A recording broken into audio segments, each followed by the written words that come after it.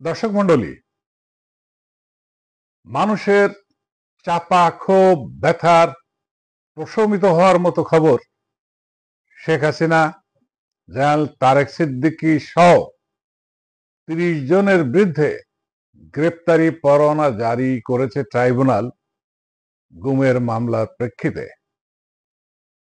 এখানে গুরুত্বপূর্ণ বিষয়, বাহিনীর প্রধান পর্যায়ের শীর্ষ পর্যায়ের কর্মকর্তারা জড়িত রয়েছে এমন কথাও জানা যাচ্ছে। ব্যক্তির কোনো অপরাধ কোনো বাহিনী কাঁধে নিবে না। কোনো ব্যক্তি যদি লোভের বশবর্তী হয়ে কারোর ব্যক্তি পূজা অর্চনা করে সুযোগ সুবিধা নেওয়ার কাজ করে থাকে, সে দায়িত্ব তার একার কাঁধে নিতে হবে।